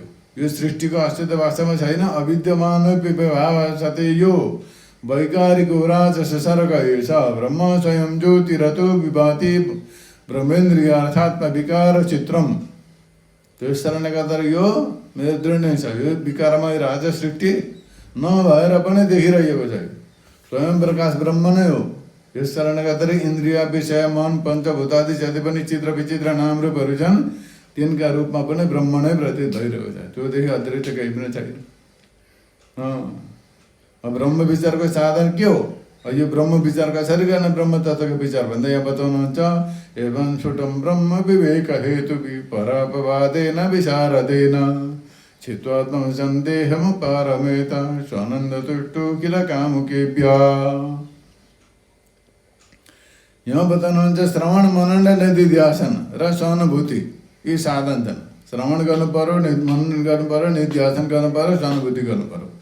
सहानुभूति भनेको आफ्नो स्वरूपको अनुभूति बस यही। यिनीहरूमा सहायक यी साधनहरू चारवटा बताइए। ब्रह्मचिन्तनको साधन, ब्रह्म विचारको साधन के हो त भन्दा श्रवण मनन निधिध्यासन र सहानुभूति चारवटा बताइए। अब यिनीहरूको लागि सहायक, यिनीहरूको लागि सहायता, यिनीहरूमा सहायता गर्न के हो त भन्दाखेरि तत्त्वज्ञानी महापुरुष यसको सहायक हो। तत्त्वज्ञानी गुरुदेव, तत्त्वज्ञानी महापुरुष यिनीहरूद्वारा विचार गरेर स्पष्ट रूपले देहादि अनात्म पदार्थहरूको निषेध गरिदिनु पर्दछ। यस्तो प्रकारले निषेध गरेपछि त्यसलाई हटाएपछि अनात्म पदार्थहरूको निषेध गर्दै गर्दै गएपछि आत्मा विषय सन्देहहरू छिन्न भिन्न हुँदै जान्छन्। आत्मा सम्बन्धी जो सन्देह छ, जो डाउट छ, त्यो सबै छिन्न भिन्न भएर नष्ट हुन्छ र आनन्द स्वरूप आत्मामा नै मग्न हुन्छ। यस्तो प्रकारले विषय वासना हृदय रहित हुनुपर्दछ। विषय वासनामा फँस्यो, सम्पत्तिका रूप इत्यादि सबै विषय भोगमा फँस्यो भने त्यसले आत्मविचार गर्न सक्दैन। जो विषय भोगी छ, विषय भोगी व्यक्तिले धन सम्पत्ति स्त्री पुत्र आदि इत्यादिका पछाडि परेका व्यक्तिले आत्मविचार गर्न सक्दैन। त्यो लौकिक विचारतिर फँसेर जाने आत्मविचार कसरी गर्छ? जो असत्यतिर फँसेर जाने सत्यको विचार कसरी गर्छ? त्यसले सक्दैन नि। पूर्वतिर लागेको बाटो पश्चिमतिर छोडिनु पुग्छ, पुग्दैन। जानु छ पूर्वतिर, पश्चिमतिर लाग्यो भने पूर्वतिर छोडी पुग्छ, पश्चिम जता गयो त्यतै पुग्छ। त्यस कारणले गर्दा जो भौतिक विषयतिर फँसेर जाने अध्यात्मतिर कसरी हुन्छ? त्यो विपरीत मार्ग हो। जो अन्धकारतिर जो गुफातिर जाँदैछ प्रकाशतिर कसरी आउँछ? त्यो त्यस कारणले गर्दाखेरि अन्धकारबाट फर्किनु पर्यो। भौतिकताबाट फर्किनु पर्यो, निवृत्त हुनु पर्यो, अनि मात्रै तत्त्वको अनुभूति हुन्छ। त्यस कारणले गर्दा निषेध गर्ने प्रक्रिया, सबैको निषेध गरेपछि जो शेष रहन्छ त्यो आत्मतत्त्व हो। त्यो निषेध गर्ने प्रक्रिया के छ त भन्दा नात्मा वपु पार्थिवम् इन्द्रियाणि देवाय वायुजलम युता च मनोन्न मात्रं दिशना च सत्वं महङ्कृतिघं स्थितिरर्ध साम्यम। अब यो निषेध कसरी गर्ने आत्मतत्त्वको, अनात्माको निषेध कसरी गर्ने त भन्दा पृथ्वीको विकार हुनको कारणले गर्दाखेरि शरीर आत्मा होइन। यो शरीर के हो? भौतिक पदार्थ हो। त्यस कारणले गर्दा पृथ्वीको विकार हो, पार्थिव तत्त्व हो, पार्थिव शरीर हो। त्यस कारणले गर्दाखेरि शरीर आत्मा होइन। इन्द्रिय र ती इन्द्रियहरूको अधिष्ठात्री देवता, त्यहाँदेखि नै प्राण, वायु, जल, अग्नि एवं मन पनि आत्मा होइनन्। यी कुनै पनि आत्मा होइन। किन त भन्दा यिनीहरूको पनि यिनको धारण पोषण गर्ने सामान्य अन्नद्वारा हुँदछ सबै। यिनीहरूको सबैको धारण पोषण पालन पोषण केले हुन्छ? अन्नद्वारा हुन्छ। त्यो अन्न पृथ्वीबाट उत्पन्न हुन्छ। त्यस कारणले गर्दा यिनीहरू कुनै पनि आत्मा होइनन्। यिनीहरू बुद्धि, चित्त, अहङ्कार, आकाश, पृथ्वी शब्दादि विषय र गुणहरूको साम्य अवस्था प्रकृति पनि आत्मा होइन। प्रकृति पनि आत्मा होइन। यिनीहरूको सबैको साम्य अवस्था। किन त भन्दा यी सबैको सबै दृश्य हुन्, जड हुन्। यिनीहरू सबै दृश्य हुन्, सबै जड हुन्। समाहित एकाकारणैरि गुणात्मभिरि गुणो भविन्मा सुविविक्त दान विक्षिप्यमाणैरुत किं न दूषणं गणैरुपेतैरि विगतैरवे किम्। हे उद्धवजी, मेरो स्वरूपको राम्रो प्रकारले ज्ञान हुन्छ। यी सबैलाई निषेध गरेपछि, प्रतिषेध गरिसकेपछि परमार्थ तत्त्वको स्वरूपको ज्ञान हुन्छ। जो शेषण त्यसमा जड वृत्तिहरू र इन्द्रिय यदि समाहित भयो भने त्यसबाट के लाभ? यदि विक्षिप्त रह्यो भने पनि त्यसबाट के हानि? जब स्वरूपको ज्ञान हुन्छ, यी सबै विचार गरेर स्वरूपको ज्ञान हुन्छ, त्यतिलाई इन्द्रिय मनहरू विक्षिप्त रह्यो भने पनि हानि केही छैन। एकाग्र समाधि भयो त समाधिमा रहे तापनि लाभ केही पनि हुनेवाला छैन। किनकि लाभ हानिदेखि पर पुगेको हुन्छ। किन त भन्दा अन्तःकरण र बाह्यकरण दुवै प्रकारका छन्। एउटा छ अन्तःकरण, मन, बुद्धि, चित्त, अहङ्कार। अब बाह्यकरण इन्द्रिय समुदायहरू, अन्य भौतिक साधनहरू सबै गुणमय हुन्, सबै त्रिगुणमय हुन्। आत्मादेखि यिनीहरूको कोही सम्बन्धै छैन। त्यस कारणले भलो चाहिँ आकाशमा बादलहरूको लाग्दाखेरि आकाशसँग त्यो बादलहरूको के सम्बन्ध हुन्छ? आकाशमा बादल लाग्यो भने बादलको आकाशसँग के सम्बन्ध हुन्छ? केही पनि हुँदैन। ती बादल भेला हुँदा आकाशलाई के लाभ? बादल तितर बितर भरै छरपट्ट भएर छरियो भने आकाशलाई के हानि? अथवा आकाशमा त्यो बादलहरू छरपट्ट छरिँदा आकाशमा त्यो बादलहरू छरपट्ट हुँदाखेरि आकाशलाई के लाभ? भेला हुँदा के हानि? केही पनि छैन। आकाशसँग लाभ हानिसँग केही सम्बन्ध छैन। त्यस कारणले गर्दाखेरि त्यसै प्रकारले सूर्यलाई कुनै प्रकारको लाभ, सूर्यको के बनिन्छ, के बिग्रिन्छ? केही पनि हुँदैन। आकाशमा बादलहरू भेला भए, समूह भएर बसे भने सूर्यको प्रकाशलाई के लाभ हुन्छ? छरपट्ट भए बादल भने सूर्यलाई के हानि? केही पनि हुँदैन। त्यसै प्रकारले आकाशका वायु पनि वायुले आकाशलाई सुकाउन सक्दैन। जस्तै प्रकारले वायुले अरूलाई सुकाउँदछ, आकाशलाई सुकाउन सक्दैन। आगोले जलाउन सक्दैन, जलले भिजाउन सक्दैन, धुला इत्यादिले आकाशलाई मैलो बनाउन सक्दैन। ऋतुहरूका गुण, गर्मी, सर्दी इत्यादिले पनि प्रभावित पार्न सक्दैन आकाशलाई। किन त भन्दा सबैको त आउने जाने इत्यादि क्षणिक पदार्थ हो। आकाश यी सबैको एक रस अधिष्ठान हो। त्यसै प्रकारले सत्व रज तमो गुणको वृत्तिहरू तथा कर्म अविनाशी आत्मालाई स्पर्श गर्न सक्दैन। सत्व रज तमो गुणले पनि आत्मालाई स्पर्श गर्न सक्दैन। त्यसबाट हुने शुभाशुभ कर्मले पनि आत्मालाई, अविनाशी आत्मालाई स्पर्श गर्न सक्दैन। यो सर्वदा पर छ। यिनीहरूदेखि आत्मा तत्त्व सर्वदा पर छ, सर्वदा अलग्गै छ। यिनीद्वारा त केवल त्यही संसारमा भड्किरहन्छ जसले चाहिँ यिनीहरूप्रति अहङ्कार गर्दछ। यिनीहरूप्रति सत्वकर्ण रजतम गुण, त्यहाँबाट यिनीहरूद्वारा बनिएको बाह्यकर्ण र अन्तःकरणप्रति जसले अभिमान गर्दछ त्यही व्यक्ति संसारमा भड्किरहन्छ। तर वास्तवमा जसले तत्त्वज्ञानद्वारा विवेक भए चाहिँ यिनीहरूसँग केही पनि सम्बन्ध रहँदैन। हे उद्धवजी, यस्तै प्रकारले जहिलेसम्म माया निर्मित गुण र त्यसै कार्यहरूको सङ्गलाई सर्वदा परित्याग गरिँदैन तबसम्म परमार्थ तत्त्वको बोध हुँदैन। त्यस कारणले गर्दाखेरि यी सबैलाई जति बेला यो माया निर्मित गुण र सबै कार्यहरूलाई सँगलाई परित्याग गरिदिन्छ नि, त्यति बेला यो परमार्थ तत्त्वको ज्ञान हुन्छ। र सुदृढ भक्ति योगद्वारा मनलाई रजोगुण रूप मन एकदम ननिस्किन्छन्, भक्ति योग गरिरहनु पर्दछ। जबसम्म परमार्थको ज्ञान भएर परमार्थ तत्त्वको अनुभूति हुँदैन तहिलेसम्म सुदृढ भक्ति योगद्वारा रजोगुणलाई नष्ट गर्ने प्रयत्न गर्नुपर्दछ। सुदृढ भक्ति योगद्वारा परमार्थ तत्त्वको चिन्तन गरिरहनु पर्दछ। जहिलेसम्म रजोगुण तमोगुण नष्ट हुँदैन तहिलेसम्म गरिरहनु पर्दछ, किनकि रजोगुण तमोगुण बाधक हुन्। हो यो हे उद्धवजी, जस्तो प्रकारले भलिभाँति चिकित्सा नभएसम्म रोगको समूल नाश हुँदैन। जहिलेसम्म कुनै रोग लाग्यो मनुष्यलाई, त्यो रोगको समुचित औषधि समुचित उपचार नगरिकन रोग नष्ट हुँदैन, समूल नाश हुँदैन। बार बार त्यसले फेरि सताइरहन्छ त्यो रोगले। त्यो रोग जबसम्म पूर्णतया नष्ट हुँदैन औषधिद्वारा तहिलेसम्म त्यो रोगले बारम्बार सताइरहन्छ। त्यस्तै प्रकारले मनका वासना र कर्म संस्कार पनि जहिलेसम्म भेटिँदैनन् नि तहिलेसम्म त्यसले पनि मनुष्यलाई प्रभावित पारिरहन्छ।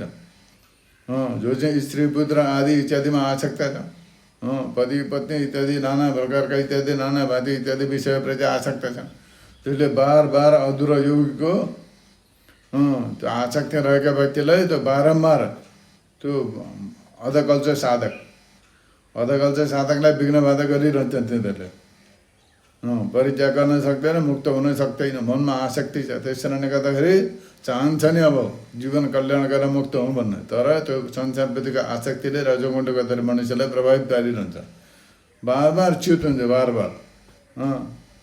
त्यस कारणले गर्दाखेरि त्यसलाई कति बार भ्रष्ट गरिदिन्छन्। त्यसलाई साधनाद्वारा भ्रष्ट हुन्छ, अलिकति माथितिर पुग्छ फेरि चाल्यो, अलिकति साधना गरेर माथितिर पुग्छ फेरि चाल्यो, अलिकति साधना गरेर माथितिर पुग्छ फेरि तल झरिगयो।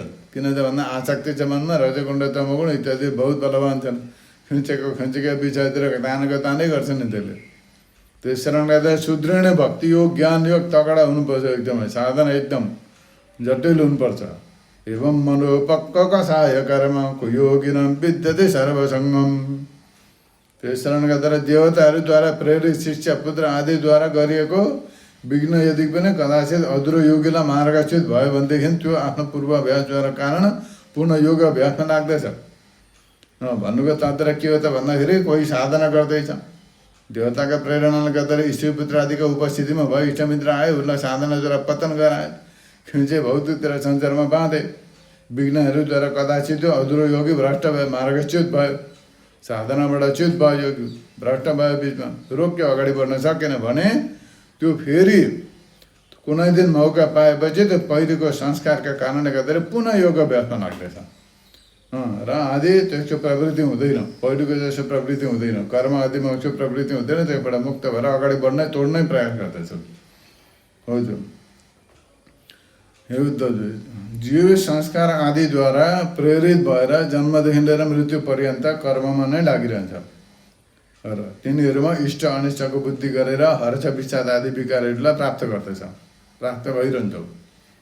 जीवले के गर्छ त भन्दाखेरि संस्कार आदिद्वारा प्रेरित हुन्छ, जन्मदेखि लिएर मृत्यु पर्यन्त कर्ममा लागिरहन्छ र तिनीहरूमा इष्ट अनिष्टको बुद्धि गरेर हर्ष विषाद आदि विकारहरूलाई प्राप्त भइरहन्छ। परन्तु जो तत्त्वको साक्षात्कार गर्दछ, जसले यिनीहरू सबै विचारबाट मुक्त भएर तत्त्वको साक्षात्कार गर्दछ, जसले प्रकृतिमा इच्छित रहेर पनि संस्कार अनुसार कर्म भइरहे तापनि त्यसमा इष्ट अनिष्ट आदि बुद्धि गरेर हर्ष विचार आदि विकारहरूदेखि युक्त हुँदैन। कसैले तत्त्वज्ञान प्राप्त गरेर तत्त्वज्ञानी भयो भनेदेखि उसले लोक सङ्ग्रहका लागि, परोपकारका लागि, केहीका लागि लौकिक कर्महरू गरिरह्यो भनेदेखि ऊ त्यसमा फँसेन। तर अज्ञानी व्यक्ति फँस्छ। अज्ञानी जीव जो संस्कार आदिद्वारा प्रेरित भएर जन्मदेखि मृत्यु पर्यन्त कर्ममा आसक्ति रहन्छ र त्यसबाट प्राप्त हुने इष्ट अनिष्ट बुद्धि गरेर त्यसमा हर्ष विषाद आदि विकारहरूले प्राप्त भइरहन्छ। परन्तु जो तत्त्वको साक्षात्कार गर्दछ, जसले ऊ प्रकृतिमा स्थित रहेर पनि संस्कार अनुसार कर्म गरिरहेको भने पनि ऊ तिनीहरूद्वारा प्राप्त इष्ट अनिष्ट आदि बुद्धि गरेर विषाद हुँदैन, उसलाई विषाद आदि विकारहरूबाट युक्त हुँदैन। किन त भन्दाखेरि आनन्द स्वरूप आत्माको साक्षात्कार गरेको कारणले गर्दाखेरि उसको संसार बन्धन, संसार सम्बन्धी सबै प्रकारका आशा तृष्णाहरू समाप्त भइसकेका हुन्छन्, पहिले नष्ट भइसकेका हुन्छन्। कुनै आशा तृष्णा छैन, केही कामना छैन भने, कुनै इच्छा छैन, स्वार्थ छैन भने केका लागि सुखी दुखी हुने?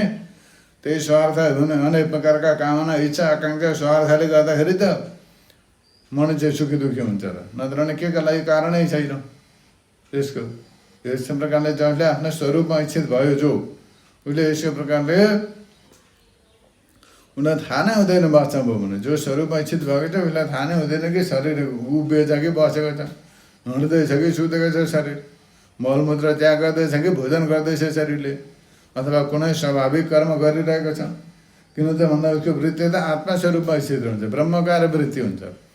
तिष्ठन् समासीनमुत व्रजन्तं शयन मोक्षन्तमदन्तमन्नं स्वभाववन्यात् किमपि हमानम् आत्मानमात्माश्च मयति ऋणवेद। त्यसकारणले जो स्वरूपमा स्थित हुन्छ उसका लागि शरीरले खाँदैछ कि पिउँदैछ कि घुम्दैछ कि डुल्दैछ कि मलमूत्र त्याग गर्दैछ कि बसेको छ कि उभिएको छ कि भोजन गर्दैछ कि के गर्दैछ, उसले स्वाभाविक कर्म गरिरहेको छ कि यो जहाँ केही प्रवृत्ति हुँदैन, उसलाई कुनै प्रकारको सुधबुध रहँदैन। वृत्ति आत्मा स्वरूपमा स्थित हुन्छ, उसको ब्रह्मकार वृत्तिमा रहेर उसले सबै कुरो सम्पन्न भइरहेको छ, हुँदैछ बस त्यति नै। यदि पश्चात् सदिन्द्रियार्थं नानानुमानेन विरुद्ध मन्यत् न मन्यते वाच्यतया मनीषी स्वप्नं यथोत्थायति रोदधानम्। यदि ज्ञानपूर्वक दृष्टिमा इन्द्रियको विविध बाह्य विषय जो असछन् यदि आउँदछन्, ज्ञानै दृष्टि व्यक्ति छ, तत्त्वज्ञान छ, उसलाई तत्त्वज्ञान भएको छ, तर पनि पहिलेको स्मृति अनुसारले पहिलेका इत्यादि गरेकाले गर्दा बाहिरका वृत्ति विषय इत्यादि सुख दुःख विषय इत्यादि उसका आउँदछन् भने पनि उसलाई आत्मादेखि भिन्न मान्दैन। उसले सबै आत्माकै द्वारा प्रति आत्माद्वारा प्रकाशित भइरहेका छन्, त्यस कारणले गर्दा उसलाई कुनैलाई भिन्न मान्दैन। किन त भन्दा युक्ति प्रमाण र सहानुभूतिदेखि सिद्ध हुँदैनन् कुनै पनि। जस्ता प्रकारले निन्द्रा टुटेपछि सपनामा देखेका र देखेका सबै पदार्थहरू जब निन्द्रा टुट्यो, निन्द्रामा जब छ त्यो दिन जेलसम्म त सपना देखिरहेको छ, सुखी दुखी विषय थियो। र निन्द्रा टुटेपछि त्यो सपनामा देखेका पदार्थहरू सबै बिउजेपछि तिरोहित हुन्छन्, कुनै सत्य मान्दैन उसलाई। बिउजेका व्यक्तिले सपनामा देखेका कुनै पनि वस्तुलाई सत्य मान्दैन, असत्य मान्दैछ। त्यसै प्रकारले ज्ञानी पुरुषले पनि आफूदेखि भिन्न प्रतीयमान पदार्थहरूलाई सत्य मान्दैन, असत्य हुन् सबै भनेर जान्दछ। हे उद्धवजी, यस्तो प्रकारले यसको अर्थ होइन कि अज्ञानीले आत्माको त्याग गरिदिन्छ भन्ने कुरो छैन। ज्ञानीले त यसलाई ग्रहण गर्दछ, त्यसको तात्पर्य हो केवल यति नै हो। अनेक प्रकारका गुण र कर्मदेखि युक्त देह इन्द्रिय आदि पदार्थ पहिले अज्ञानका कारण आत्मादेखि अभिन्न मानिएका थिए, आत्मादेखि अभिन्न मानिएका थिए, विवेक थिएन तिनीहरूको। अब आत्मदृष्टि भएपछि अज्ञान र त्यसको कार्यको निवृत्ति हुन्छ। आत्मदृष्टि भएपछि अज्ञानको निवृत्ति हुन्छ, अज्ञान र त्यसको कार्यको पनि निवृत्ति हुन्छ। ज्ञान भएपछि जबसम्म अज्ञानी छ तबसम्म त उद्देश्यले सत्य मान्दछ सबैलाई, तर आत्मदृष्टिद्वारा अज्ञान र त्यसको कार्यको निवृत्ति भएपछि त्यसलाई सत्य मान्ने कुनै सवालै हुँदैन, असत्यको बोध हुन्छ। त्यस कारणले गर्दाखेरि अज्ञानको निवृत्ति नै अभिष्ट हो। त्यस कारणले गर्दाखेरि मनुष्यले अज्ञानको निवृत्ति गर्नुपर्दछ, अज्ञानको निवृत्तिको लागि ज्ञानको साधन गर्नुपर्दछ। श्रवण मनन निध्यासन अनुभूति महापुरुषहरूको सङ्गत, यस्तो प्रकारले अज्ञानको निवृत्ति हुन्छ। वृत्तिहरूद्वारा न त आत्माको ग्रहण हुन सक्दछ न त त्याग। वृत्तिहरूद्वारा इन्द्रिय मन सम्बन्धी वृत्तिद्वारा आत्माको ग्रहण पनि हुँदैन, त्याग पनि हुँदैन। जस्तो प्रकारले सूर्यको उदय भएपछि मनुष्यको निद्राको समस्याबाट अन्धकारको पर्दा हट्दछ। जबसम्म सूर्योदय हुँदैन, प्रकाशको उदय हुँदैन, तहिलेसम्म अन्धकारको प्रतीति हुन्छ। सूर्योदय अथवा प्रकाशको समक्षमा अन्धकार स्वतः हटेर जाँदछ, कुनै प्रकारको नयाँ वस्तुको निर्माण हुँदैन त्यहाँ, केवल अन्धकार मात्रै हट्दछ, त्यहाँ केही बनिँदैन। त्यहाँ ज्ञान भएपछि केही बन्नेलाई चमत्कार होला भन्ने कुरो होइन, यो केही पनि हुँदैन। अन्धकार त घन घोर क्यारे ठक्क लाइट जलायो भने के हुन्छ, त्यहाँ केही घटना घट्दैन, बस अन्धकार मात्रै हट्दछ, त्यति नै हो। त्यसै प्रकारले तत्त्वज्ञानद्वारा ज्ञान भएपछि केवल त्यो अज्ञान अन्धकार मात्रै निवृत्ति भयो, अरू केही पनि भएन, त्यहाँ कुनै चमत्कार केही पनि भएन, त्यहाँ कुनै नयाँ वस्तुको निर्माण हुँदैन। त्यसै प्रकारले स्वरूपको अपरोक्षानुभूति भएपछि पुरुषद्वारा बुद्धिगत अज्ञानको आवरण नष्ट गर्दछ उसले। स्वरूपको जब ज्ञान हुन्छ नि, सूर्योदय भएपछि अन्धकार नष्ट भए जस्तै स्वरूपको अनुभूति भएपछि, अपरोक्ष अनुभूति भएपछि पुरुषको बुद्धिगत अज्ञानको आवरण नष्ट हुँदछ। स्वरूपको अनुभूतिद्वारा पुरुषका बुद्धिमा, अपरोक्ष अनुभूतिद्वारा पुरुषका बुद्धिमा जो चाहिँ अज्ञानको आवरण थियो, त्यो अज्ञान आवरण नष्ट हुँदछ। इदम रूपले कुनै पनि वस्तुको अनुभव हुँदैन, सबै अहम रूपले हुन्छ, इदम रूपले हुँदैन। अगाडि बताउनुहुन्छ एषा स्वयं ज्योतिरजो प्रमेयो महानुभूति सकलानुभूति एको द्वितीयो वचठां विरामे येन स्थितं वागः चरन्ति। यो त आत्मा नित्य अपरोक्ष छ। आत्मा खोज्न जानु पर्दैन कहीँ पनि। अपरोक्ष भनेको स्वयं आफू, परोक्ष होइन अपरोक्ष।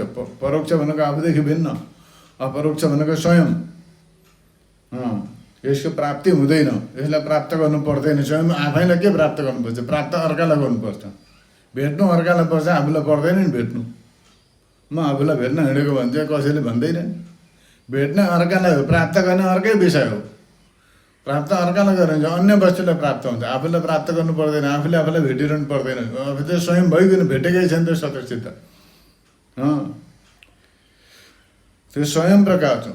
स्वयं प्रकाश त नै स्वयं अनुभूति भइरहेको छ, सधैँ प्राप्तै छ, अनुभूति नै छ। आत्माको अनुभूति भइरहेको छ वास्तवमा पनि।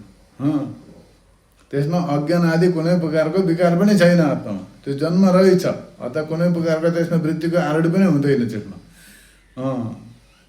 यस्तै प्रकारले अप्रमेय छ आत्मा। आत्मा जो अप्रमेय छ। प्रमेय भनेको प्रमाद्वारा जानिने कुनै विषय। त्यस कारणले गर्दाखेरि आत्मा जो के हो त भन्दाखेरि अप्रमेय। ज्ञान आदिको द्वारा त्यसको संस्कार पनि हुन सक्दैन। आत्मा संस्कार्य पनि होइन, उत्पाद्य विकार संस्कार्य केही पनि होइन आत्मा। आत्मा संस्कार्य पनि होइन, संस्कार हुँदैन आत्माको। स्वतसिद्ध छ, स्वतसिद्ध वस्तु स्वयं प्रकाश सच्चित आनन्द स्वरूप वस्तु के संस्कार हुन्छ? संस्कार त अन्य वस्तुको कुनै प्रकारको संस्कार योग्य वस्तुको हुन्छ। आत्मा त संस्कार योग्य छैन। त्यस कारणले गर्दाखेरि आत्मामा देश काल र वस्तुकृत परिच्छेद पनि छैन। आत्मामा कुनै प्रकारको देश पनि छैन, काल पनि छैन, वस्तुकृत पनि परिच्छेद पनि छैन। नहुनुका कारणले गर्दाखेरि के हो? अस्तित्व, वृत्ति, परिवर्तन, ह्रास र विनाश, विनाशले त्यसको स्पर्श पनि गर्न सक्दैन आत्मालाई। सबै कुरा सबै प्रकारको अनुभूतिहरू आत्मस्वरूप नै छन्। आत्मस्वरूपदेखि भिन्न अरू केही पनि छैनन्। यस्तो प्रकारले जति बेला मन र वाणीले आत्मालाई आफ्नो अभिषय सम्झेर निवृत्त हुँदछन्, त्यति बेला सजातीय विजातीय र स्वागत भेददेखि शून्य एक अद्वितीय आत्मा मात्रै शेष रहन्छ। यहाँ बताउनुहुन्छ सबै प्रकारका अनुभूतिहरू पनि आत्मस्वरूप हुन्। जति बेला मन र वाणीले पनि आत्मालाई आफ्नो अभिषय सम्झेर माने फर्किन्छन् त्यतिहरू। वाणी पनि त्यसैमा तल्लीन हुन्छ, लीन हुन्छ, अस्तित्व रहित हुन्छ। मन पनि अस्तित्व रहित हुन्छ। जस्तो प्रकारले सागर नदीमा लीन भएपछि सागर स्वरूप हुन्छन्, फर्केर आउँदैनन्। त्यसै प्रकारले त्यसैमा लीन हुन्छन्। त्यति बेला सजातीय विजातीय र स्वागत भेददेखि शून्य एक अद्वितीय आत्मा मात्रै शेष रहन्छ। आत्मा के छ? सजातीय भेद पनि छैन, विजातीय पनि छैन, स्वागत भेद पनि छैन। यो पहिले बताइसकेको छ। सजातीय भेद भनेको एउटा गाईदेखि अर्को गाई जस्तो गाईको उदाहरण हो, त्यो सजातीय भेद हो। विजातीय भनेको गाईदेखि घोडा, विजातीय हात्ती, विजातीय भेद भयो। स्वागत भेद भनेको गाई स्वयंमा केही पनि भेद छैन। एउटा अङ्गदेखि अर्को अङ्ग हो त। जस्तो एउटा वृक्ष छ, आँपको वृक्ष, त्यो आँपको वृक्ष स्वयंमा के भेद छ? छैन। एउटामा आँपका हाँगा भिन्न छन्, एउटा हाँगोदेखि अर्को हाँगो, एउटा पत्तादेखि अर्को पात, त्यसमा भेद प्रतीत हुन्छ। आत्मामा त्यसो छैन। विजातीय भेद भनेको आँपदेखि अर्को कटक, त्यो विजातीय। आँप भिन्नै हो, कटक भिन्नै हो, त्यो विजातीय भेद हो। सजातीय भेद पनि छैन, विजातीय भेद पनि छैन, स्वागत भेद पनि छैन। सजातीय भेद भनेको एउटा आँपदेखि अर्को आँप, विजातीय भने आँपदेखि कटक, सुन्तला इत्यादि अन्य जाति सबै पदार्थ। स्वागत भनेको आँपैको भित्रको भेद। तीनै प्रकारका भेददेखि रहेछ आत्मा, एक अद्वितीय रहन्छ। व्यवहार दृष्टिले त्यसको स्वरूपको वाणी र प्राण आदिको प्रवक्ताका रूपमा निरूपण गरिन्छ। व्यवहारमा के छ त भन्दाखेरि आत्मा दृष्टि चाहिँ आत्मा चाहिँ यस्तो प्रकारले प्रेरक हो, प्राण इत्यादि सबैको शक्ति हो, सबैको प्रकाश हो भनिन्छ। वास्तवमा उसमा केही पनि छैन। हे उद्धव, अद्वितीय आत्मा तत्त्वमा अर्थहीन नामद्वारा विविधता मान लिनु नै मनको भ्रम हो। एतावानात्मा सम्मोह यद्विकल्प सुखी भले आत्मनिति स्वमात्मानम अवलम्बु न यस्यहि। भगवान बताउनुहुन्छ अद्वितीय आत्मा तत्त्वमा अर्थहीन नामहरूद्वारा विविधता मान लिनु नै मनको भ्रम हो, अज्ञान हो। भाषामा हेऱ्यो भने भाषामा यो सबै मोह हो। किन त भन्दाखेरि आत्माको अतिरिक्त सबै भ्रम हो। भ्रमको पनि अरू कुनै अधिष्ठानै छैन। भ्रम हुन पनि त कुनै अधिष्ठान चाहियो। केमा भ्रम हुने? भ्रम हुनका लागि पनि त के न के त चाहियो। सर्प डोरीमा सर्पको भ्रम भयो, त्यो डोरी पनि छैन, त्यहाँ सर्पको भ्रम कहाँबाट हुने? ठुटामा भूतको भ्रम भयो, त्यो ठुटै छैन, भूत कहाँ भ्रम हुने? त्यो भ्रमको पनि त अधिष्ठान हुनु पर्यो। त्यस कारणले गर्दाखेरि त्यो भ्रमको कुनै अधिष्ठान तर त्यसो भाषामा छैन। किन त भन्दा आत्माको अतिरिक्त अन्य भ्रमको कुनै अधिष्ठान पनि छैन। जो भ्रमको अधिष्ठान पनि आत्मा नै हो भन्नुको तात्पर्य। भ्रमको अधिष्ठान पनि आत्मा नै हो। अधिष्ठान सत्तामा अध्यक्षको सत्ता हुँदैन। जो अधिष्ठान सत्ता छ त्यसमा अध्यक्षको सत्ता कहिले पनि हुँदैन। जस्तो रज्जु अधिष्ठान, ठुटामा भूत देख्यो, ठुटो के हो त भन्दाखेरि अधिष्ठान। त्यसमा देखिन के देख्यो? भूत। भूत के हो? अध्यक्ष। अब त्यहाँनिर अध्यक्षको सत्ता छ, भूतको सत्ता छ, त्यहाँ भूत छँदै छैन। त्यो भ्रम हो भने त्यसको सत्ता कहाँबाट हुन्छ? हुँदैन। अस्तित्व के हुन्छ? ठुटाको। त्यस्तै प्रकारले यहाँनिर एक परमात्मादेखि अतिरिक्त परमात्मा भ्रमले सबै जगत प्रत्यक्ष छ भने जगतको आफ्नो अस्तित्व छैन। त्यो भ्रमको अधिष्ठानको सत्तादेखि अन्य वस्तुको कुनैको अधिष्ठानको सत्ता छैन। त्यस्तै प्रकारले यस प्रकारले सबै कुरो आत्मा नै हो। अनेक प्रकारका यन्नानाकृतिभिर्ग्राह्यं पञ्चवर्णम् अबाधितं व्यर्थे न कथवातोऽयं द्वयं पण्डितमानिना। अनेक प्रकारका पण्डित अभिमानी मानिसहरूले भन्ने गर्दछन् यो पाञ्च भौतिक द्वैत विभिन्न नाम र रूपहरूका रूपमा इन्द्रियद्वारा ग्रहण गरिन्छ। यस कारणले गर्दाखेरि सत्य छ भने कतिजना मूर्खहरूले भन्दछन्। पण्डित मानिने भनेको पण्डित अभिमानी भनेको मूर्ख अभिमानी भन्ने चाहिँ आफूलाई पण्डित भन्छ तर पर मूर्ख छ हो त्यस व्यक्तिले। इन्द्रियद्वारा ग्रहण गरिने जो जगत छ यो सत्य हो भन्दछन्, सञ्चारलाई सत्य मान्दछन्। परन्तु यो त अर्थहीन वाणीको आडम्बर मात्रै हो। किन त भन्दा तत्त्वत इन्द्रियहरूको पृथक सत्ता छँदै छैन, सिद्ध हुँदैन। फेरि त कुनै प्रकारलाई प्रमाणित कसरी गर्ने?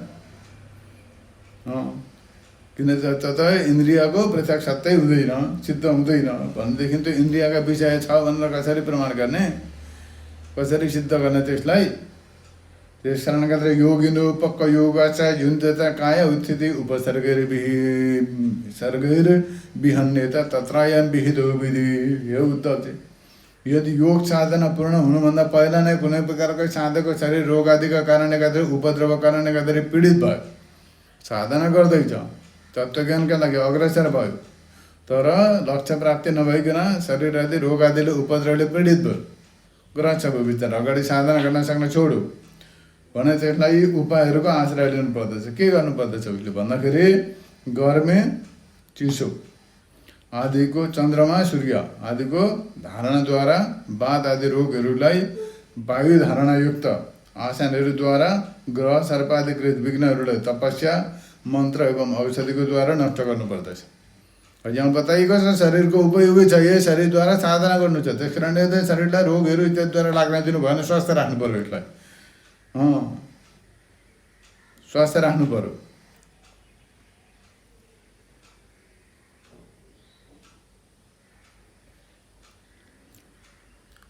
अगाडि बताउनुहुन्छ काम क्रोध आदि विघ्नहरू उपस्थित हुन्छन्। योग धारणया कामचित आसनै धारणान्विते तपो मन्त्र औषधि कामचित उपसर्गान् विनिर्दयते। यसै प्रकारले कामचिन् ममानु ध्यानेन नाम संकीर्तनादिभिः योगेश्वरानुवृत्त्या वा हन्यदशुभदाञ्छनैः। भगवान् बताउनुहुन्छ काम क्रोध आदि विघ्न पनि उपस्थित हुन्छन्। यसमा काम क्रोध आदि विघ्नद्वारा मनुष्यको आत्मचिन्तन अध्यात्म चिन्तनमा अनेक प्रकारका विघ्न उपस्थित गर्दछन्। अब ती विघ्नलाई कसरी नष्ट गर्ने त भन्दा भगवानको नाम संकीर्तन गर्नु, नाम संकीर्तन ध्यान इत्यादिद्वारा नष्ट गर्नुपर्छ त्यसलाई। तथा पतनतिर लिएर जाने दम्भ मद आदि पनि उपस्थित हुन्छन्। तिनीहरूलाई बिस्तारै बिस्तारै महापुरुषहरूको सेवाद्वारा दम्भलाई नष्ट गर्नुपर्दछ, देखावटीपना हुँदछ। यसरी साधना यस्ता प्रशस्ति छन् यस्ता प्रकारको व्यक्ति ठुटे मुटे दम्भ मद आदिलाई महापुरुषहरूको सेवाद्वारा नष्ट गर्नुपर्दछ, बिस्तारै बिस्तारै नष्ट दूर गर्नुपर्दछ। कुनै कुनै व्यक्ति मनुष्य योगी विविध प्रकारका उपायद्वारा यो शरीरलाई सुदृढ एवं यो अवस्थामा स्थिर गरेर अणेमा आदि सिद्धिहरूको लागि योग साधनामा प्रवृत्त हुन्छन्। परन्तु बुद्धिमान पुरुषहरूले यस्तो प्रकारका विचारको समाधान गर्दैनन्। कतिपय मानिसहरूले सिद्धि चमत्कारका लागि प्रयत्न गर्दछन्। सिद्धि चमत्कार गरे, सिद्धि चमत्कार अरूलाई देखाए, अरूलाई ईश्वर भगवान मान्न थाल्छन्। अरूबाट पूजाले भेटिदियो, गतिला आश्रम मठ इत्यादि बनाए, अरबौँको सम्पत्ति भेला पार्यो। त्यहाँदेखि इत्यादि मान्छे गद्दीमा, सुनका गद्दीमा इत्यादि चढेर त्यहाँदेखि सुनाइका गाडीमा आफ्नो एरोप्लेन हेलिकप्टर लिएर चल्थ्यो। हो त्यसै प्रकारका सबै सिद्धि चमत्कारको फल पनि उनीहरूले भोग गर्दछन्। तर बुद्धिमान ज्ञानी पुरुषहरूले यी सिद्धि चमत्कार यिनीहरू सबैलाई कसैलाई समर्थन गर्दैनन्। यस्तो प्रकारको कति प्राणीले त्यसो गर्दछन् नि त, अनेक प्रकारको उपायद्वारा सिद्धि प्राप्त गर्दछन्। सिद्धि प्राप्त गरेपछि त्यहाँ सानो हुने, ठुलो हुने, अणिमा मयमा चाहिँ इत्यादि सबै प्रकारका सिद्धि चमत्कारको देखाउने, अरूलाई प्रभावित पार्ने। त्यहाँदेखि आफूलाई अब अलिकति चमत्कार देखायो भने त भगवान् मानिहाल्छन्। आजभोलि मान्छेले थोरै चमत्कार देखायो भने यो भगवान् रहेछ भनिहाल्छन् त्यसलाई। अनि हो त्यसो प्रकारले चमत्कार देखाउँछन्, तर ऊ आफै फस्छ चाहिँ त्यहाँबाट। तर वास्तवमा बुद्धिमानी व्यक्तिले सिद्धि चमत्कार यिनीहरू कसैलाई पनि समर्थन गर्दैनन्। किन त भन्दा यिनीहरू केवल बिहारथाका प्रयास मात्रै हो। बिहारथाका विषय चाहे जस्तै सिद्धि चमत्कार देखायो, सत्य त होइन, सबै मिथ्यै त हो। सत्य त देखाउन सक्दैन त्यसले। चाहे जस्तै सिद्धि चमत्कार देखाओ, तर सत्यको साक्षात्कार गराउन सक्छ कसैले सक्दैन। जो देखाउँछ त्यो त मिथ्यै हो। सत्यको साक्षात्कार त गराउन सक्दैन कसैले पनि। त्यस कारणले गर्दा जो देखेको नि मिथ्या हो भने मिथ्या त देखिरहेछ नि त, दिन किन देख्नु पर्यो त्यो? जो मिथ्या छ त्यो त देखिरहेको छ नि त। ईश्वरको यत्रो चमत्कार विश्व ब्रह्माण्ड के नदेखाएको छ? मिथ्या त देखिरहेको छ त। अन्त नदेखेको त छैन नि त मिथ्या भन्दैन। त्यो जो अर्काले देखाएको छ त मिथ्यै थियो नि त, सत्य त होइन नि त। सत्य त देखाउन सक्दैन, सत्यको साक्षात्कार त गराउन सक्दैन कसैले पनि। त्यो त स्वयं गर्नुपर्छ। भने त्यो मिथ्या किन देख्नु? मिथ्या देखेर किन प्रभावित हुनु? व्यर्थको विषय त्यो हो। त्यो त्यस कारणले गर्दाखेरि हो यो सबै समयको बर्बाद गर्न मात्रै हो। त्यो वृक्षमा लागेका फलको समान त्यो शरीरको नाश हुन्छ एक दिन। त्यो चमत्कार देखाउने शरीरको पनि नष्ट हुन्छ, देख्नेको पनि नष्ट हुन्छ।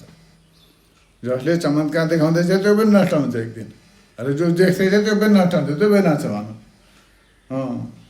अब मान्नु अरे कति दिनसम्म रह्यो अरे मान्नु। आदरपूर्वक योग साधना गर्दा गर्दै पनि शरीर सुदृढ भयो, तब पनि बुद्धिमान व्यक्तिहरूले त्यो साधना छोडेर त्यतिमै सन्तोष गर्नु हुँदैन। साधनामा कहिले पनि सन्तोष गर्नु हुँदैन व्यक्तिले। भन्नुको तात्पर्य यो, साधना गर्दै गर्दै भयो, योग साधनाद्वारा गर्दै रहने शरीर सुदृढ भयो, स्वास्थ्य भयो, त्यो पनि नित्य होइन। अब आजभोलि शरीरलाई सुदृढ बनाउनका लागि अब लागिरहेछन् योग साधनामा। योगा किन गर्दैछन् आजभोलि मानिस? अन्त कसैलाई डायबिटिज, कसैलाई के गर्नु छ? स्वास्थ्य बनाउनु छ। शरीरलाई स्वास्थ्य राख्नको लागि गरेको हुँदैन। परमार्थ तत्त्वको सिद्धिको लागि गरेको होइन। के भन्छ शरीरलाई? पहिले भोग लागेपछि रोग लाग्यो, रोग लागेपछि रोग नष्ट गर्न फेरि योग गर। अरू के छ त्यो? सिकाउनेले पनि त्यही सिकाइरहेछन्। यो आसन गर भने यो रोग जाति हुन्छ, यो आसन गर भने यो रोग कम्ती हुन्छ, यो आसन गर भने यसो कम्ती हुन्छ भन्छ, त्यही सिकाइरहेछन्। त्यो योग सिकाउनेले पनि कसैले पनि यो साधना गर्नु भने सत्यको साक्षात्कार हुन्छ, परमार्थ तत्त्वको ज्ञान हुन्छ, मुक्ति हुन्छ भन्दैन थिएन। बहुत कम्ती छन् त्यसमा योग सिकाउने व्यक्ति पनि आजभोलि। परमार्थ तत्त्वको साक्षात्कारका लागि सिकाउनेले पनि सिकाएको छैन। सिकाउनेले पनि त्यही अनुसारको सिकाएको छ जसले सिक्न चाहँदैछ। हो त्यस्तो प्रकारले त्योभन्दा माथि उठाएको छैन कसैलाई पनि। हो त आयुर्वेदिकको दबाई यो खायो भने यो रोग जाति हुन्छ। हो त यो साधना गर्नु, योग साधना गर्नु, यो आसन गर भने यस्तो हुन्छ, यो फाइदा हुन्छ। हो त तर कसैले पनि यस्तो प्रकारले साधना गर्यो भनेदेखि नै परमार्थ सिद्धि हुन्छ, परमार्थ तत्त्वको ज्ञान हुन्छ भन्ने त्यो सिकाउनेले पनि सिकाउँदैन, सिक्नेले पनि चाहँदैन। हो यो त्यसैमा सन्तुष्ट रहन्छ। तर भगवान् बताउनुहुन्छ त्यसो नगर्नु।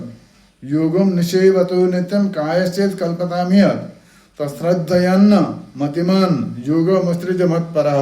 भगवान्ले बताउनुहुन्छ यहाँ कदाचित बहुत दिनसम्म योग साधना इत्यादि गरेर शरीर सुदृढ भयो इत्यादि भयो भने पनि बुद्धिमान व्यक्तिले साधना छोडेर त्यसमा सन्तोष गर्नु हुँदैन।